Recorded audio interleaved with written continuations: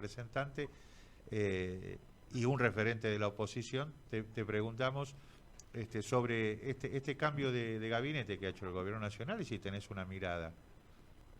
Sí, creo en verdad que el gobierno se ha desgastado profundamente en este último mes, porque recordemos, se especuló con este cambio de gabinete ya un mes atrás cuando había renunciado Guzmán, iba a ingresar más al gobierno en ese momento, se habló mucho de eso, de hacer un cambio profundo, finalmente solo se incorporó Batakis, claramente no representó Batakis un cambio de las expectativas, sino más bien un deterioro de ellas.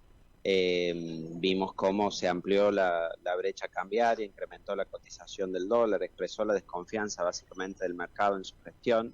Los argentinos recurrimos a la forma típica que tenemos de reaccionar frente a la incertidumbre, que es comprar dólares, Sí. dolarizarnos en el dólar ahorro, en el blue, en la bolsa o como se pueda hacer. Y eso hace, por supuesto, que tenga esa consecuencia sobre nuestra moneda, que siempre se continúa devaluando y devaluando. Hasta que llegó un punto que evidentemente tuvieron que decir esto no va más y tenemos que hacer otro cambio, pero en eso digo se perdió básicamente un mes más dentro de un gobierno que ya se aproxima a cumplir los 3 años en el gobierno y nunca ha tenido un plan económico. Nunca ha podido abordar el tema de la inflación efectivamente, sino que se le ha agravado. Entonces dijo, bueno, básicamente le entrego el gobierno a Massa, porque si nosotros vemos lo que pasó el martes en la Cámara de Diputados, en la sesión en la que aceptamos la renuncia de Massa, parecía que era la consagración de un nuevo jefe de gobierno. Sí. Eh, de algún modo eso generó expectativas de una manera muy curiosa, ¿no? Porque fue una forma de decir el gobierno de Alberto Fernández está terminado en cuanto a su iniciativa. Estamos haciendo un relanzamiento con esta incorporación de Sergio Massa, con esta figura como se promocionó del superministro. Y ahí ingresó Massa y generó expectativa inicialmente, porque obviamente implica la expectativa de un cambio de rumbo mayor. De todos modos, yo decía en estos días, la noticia no es la incorporación de Massa ni la elección que hacemos en la Cámara de Diputados, sino que la verdadera noticia son las medidas que se anuncien, porque tenemos por ahí la tendencia a pensar que porque cambiemos las personas o vengan nuevos actores que tienen más capacidad de relacionarse, vincularse o cómo hablan o comunican o demás, que las cosas van a cambiar por eso, y en verdad las cosas cambian cuando hay modificaciones de fondo en las medidas que se toman. Y si analizamos, y disculpen que me extiendo en la respuesta, Sí, pero sí. creo que acá es lo clave, si analizamos las medidas que se anunciaron el miércoles, vemos que no hay verdaderamente un cambio de rumbo. Es decir, la primera mala noticia es que no hay ningún plan de estabilización. Es decir, se esperaba que con la inflación que tenemos, que con el problema cambiario que tenemos, había una expectativa de que hubiera fuertes anuncios en materia cambiaria, monetaria, y no los hubo.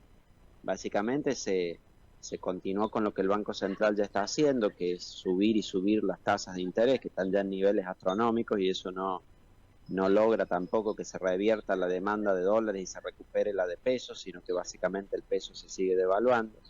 En materia cambiaria se especuló mucho con tipos de cambios diferenciales, no se hizo nada de eso. De algún modo dejó entrever Massa que puede tomar una medida más fuerte en eso, como una devaluación si hubiera más reservas. Entonces apuntó ahora a acumular más reservas. Ajá. Pero en esto hay que hacer un diagnóstico muy claro. Es muy difícil recuperar reservas si uno tiene un precio distorsionado del dólar. Es decir, el tema del campo, por ejemplo, que se viene discutiendo tanto. Si yo soy un productor agropecuario, veo que tengo que liquidar las exportaciones a 130 pesos. De eso me toman las retenciones y termino quedándome con un dólar de 90 y pico pesos. Y ese mismo dólar se vende en el mercado financiero a 300 pesos y Claro. no voy a tener ningún incentivo de liquidar por más de que me venga a hablar, quien me venga a hablar o me busque seducir o me diga lo que me diga. Un problema de distorsión de los incentivos. Nosotros tenemos este latiguillo en Argentina de decir que faltan dólares, pero eso es incorrecto. Faltan dólares a ese precio. Es decir, a 130 pesos obviamente que faltan dólares, porque yo te pregunto a vos, Víctor, Willy, ¿me venderían dólares a 130 pesos? Seguro que me van a decir que no. No. Y yo te pregunto, ¿me comprarías dólares a 130 pesos? Seguro que sí. Sí. Entonces, no es que faltan dólares, es que el precio del dólar es incorrecto, es un precio ficticio, que no es el precio de equilibrio. Entonces, a ese precio obviamente que hay muchos más compradores de dólares que vendedores de dólares. Entonces, va a ser difícil recuperar el nivel de las reservas si eso no se corrige antes. Entonces, veo que estamos como atrapados en una lógica ahí, la misma con el tema del déficit fiscal, que Massa dice, me hace acordar un poco lo de Batakis, porque Batakis dijo que su principio era el equilibrio fiscal, pero no lo practicaba, digamos. Creía en el equilibrio fiscal, pero no lo practicaba. Y ahora Massa dice, la principal regla de estas medidas que anuncio es el orden fiscal. Y vamos a cumplir con la meta con el FMI. Vamos a tener 2,5% de déficit, pero nunca respondió cómo.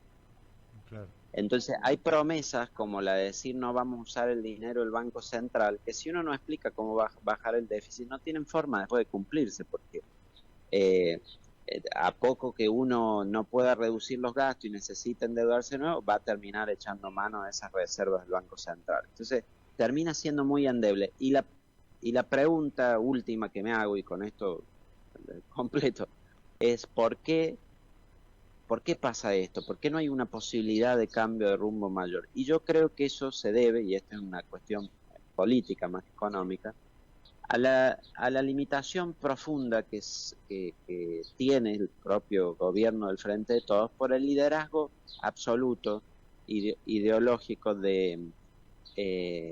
por el liderazgo absoluto ideológico que tiene Cristina Fernández de Kirchner sobre ese frente, en el que claro, ella tiene una visión muy ideologizada de la economía, donde dice la inflación es porque los empresarios especulan, porque si tenemos controles de precios no lo hemos hecho lo suficientemente fuertes esos controles de precios, o no controlamos lo suficiente, no fiscalizamos lo suficiente. Bueno, entonces, con esa visión, obviamente las medidas que se necesitan tomar en términos fiscales, monetarios, quedan absolutamente limitados por esta expresión de ella, que es básicamente la foto de ella con Massa, donde le da un apoyo tibio, digamos, pero a la vez condicionando la posibilidad de lo que puede hacer.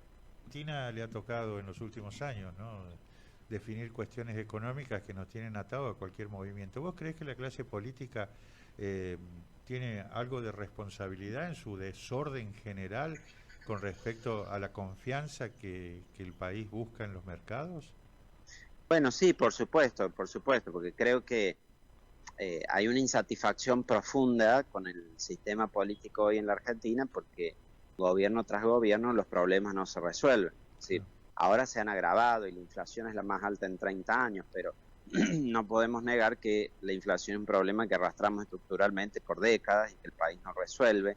Entre otras cosas no resuelve porque cae siempre en los mismos problemas, gasta más de lo que le ingresa, se endeuda, cuando no le alcanza para endeudarse, termina imprimiendo dinero para financiar ese déficit, entonces la moneda se devalúa y es un ciclo constante del que no salimos, creo que por falta de decisión política, por falta de acuerdo sobre cómo se debe gestionar la economía en nuestro país, sobre falta de capacidad de cómo gestionar y analizar e implementar las políticas públicas.